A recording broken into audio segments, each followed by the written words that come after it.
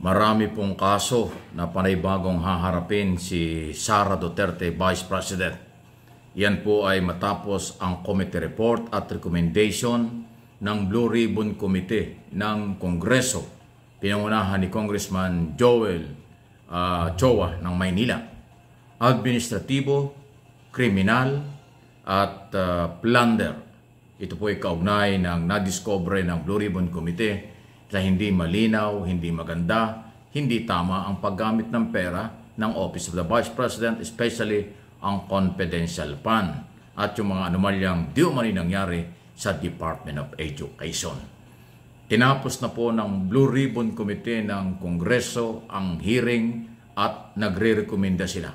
Administratibo dahil Vice President, criminal dahil sa mga paglabag sa batas, at yung plunder ay pasok doon sa plunder law na 50 million. Yung po nasa batas 50 million above, plunder yan, non-bailable offense kapag may sapat na probable cause at na-file sa korte.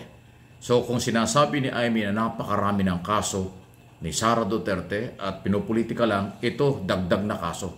Pero hindi ito politika. Hindi ito pamumulitika para sa kaalaman mo, Amy, masyado kang maka-Duterte. Parang wala kang pakialam at parang normal lang sa iyo ang garapalang paggasta ng pera ng hindi maayos. Kasi pinagtatanggol mo itong kinakasuhan, inimpis ng Kongreso dahil nga sa betrayal of public trust.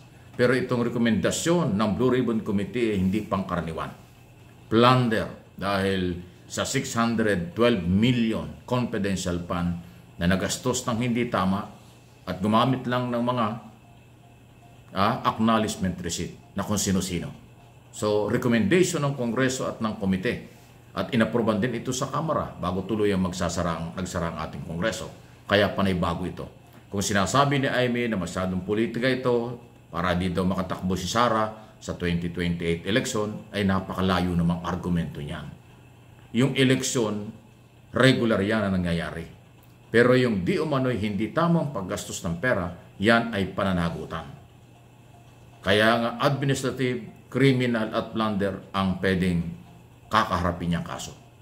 Kasi sinasabi ni Amy, yung kanyang kaibigan merong disbarment case sa Supreme Court, merong sedition at iba pa sa Korte at sa DOJ, may problema sa ICC, may problema kung ano, kasi wala tayong magagawa.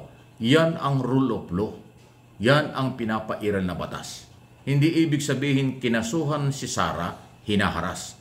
Hindi ibig sabihin kinasuhan si Sara dahil para hindi tumakbo sa 2028. Hindi.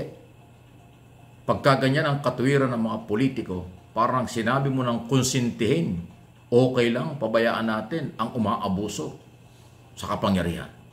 Lalo na kung pera ng bayan. Ganun ba, Amy Marcos? Masyado mo nang sinusunog ang iyong sarili para maipagtanggol mo lang kasi nagsalita ka sa impeachment court, sa Senado, na sinasabi mo pure harassment ng ito dahil pinopolitika. Ay anong ibig sabihin?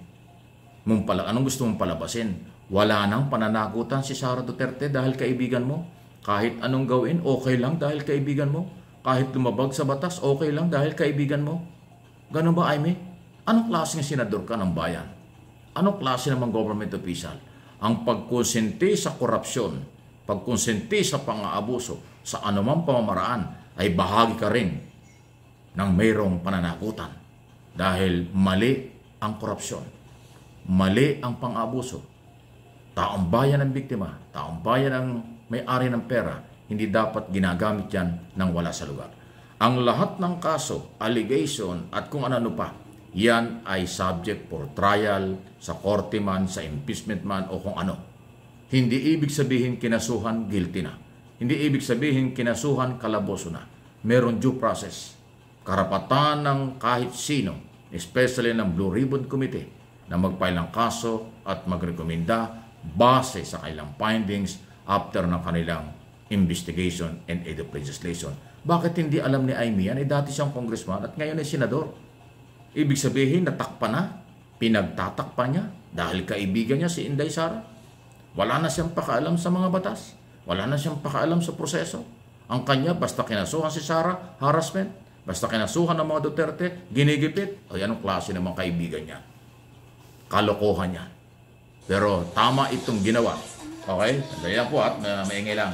Tama itong ginawa ng Kongreso after ng investigasyon. Mas masama at mas mahirap yung pagkatapos ng investigasyon, walang recommendation. Baliwala. Yan ang talagang harassment. Ito meron recommendation na pwedeng kasong kakaharapin. Mabibigat yan. Administrative, criminal case, at plunder. Ano bang plunder sa Tagalog? Pandarambong sa pera ng bayan. Yan po ang ibig sabihin. So, kung maraming kaso, hindi masama na dagdagan pa kung may nakikita ang mga otoridad. Kahit pa Vice President, kahit sino. Lagi ka natin sinasabi, no one is above the law. Abogado siya, alam niya. Vice President siya, alam niya. Mahalaga. Ngayon, kung sinasabi niyo walang kasalanan, okay lang. Hindi naman inakusahan, guilty na di lumaban siya ng parehas. Sa korte, kung nandun ang kaso. Sa impeachment court, kung nandun ang kaso. Lahat po yan may proseso. Rule of law ang pinapairal ng gobyerno. Walang tukhang, walang human rights violation. Kung ano ang dokumento, yan ang pagbabasihan. Yan ang tamang proseso. Pero yung pagtakpan, ipagtanggol, at sabihing harassment lang, yan ang pure na politika. Amy Marcos at kung sino man nagtatanggol sa mga Duterte, ang pagtatanggol sa kung merong ebidensya at kaso at sinasabing politika, kayo ang namumulitika. Ang batas ay hindi namumulitika. Ang proseso hindi namumulitika. Ang nagtatakip ng katotohanan, nagtatanggol sa posibleng may pananagutan, yan ang namumulitika. Maliwanag pa yan sa sikat ng araw. Yung mga DDS lawyer, DDS na mga talagang saradong isip para ipagtanggol ang ganyan, yan ang pamumulitika.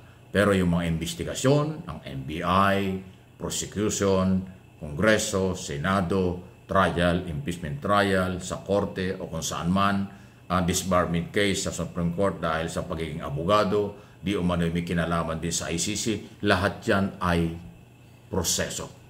Ang hindi naniniwala dyan, sarado ang isip, walang alam kung hindi ipagtanggol ang akusado. Hindi ko sinabing guilty na si Duterte. Hindi ko sinabing guilty na ang pangalawang Pangulo. Ang sinasabi ko, may mga kaso, may ebidensya, meron siyang kakaharaping problema. Hindi biro ang mga nadiscover ng Blue Ribbon Committee ng Kongreso.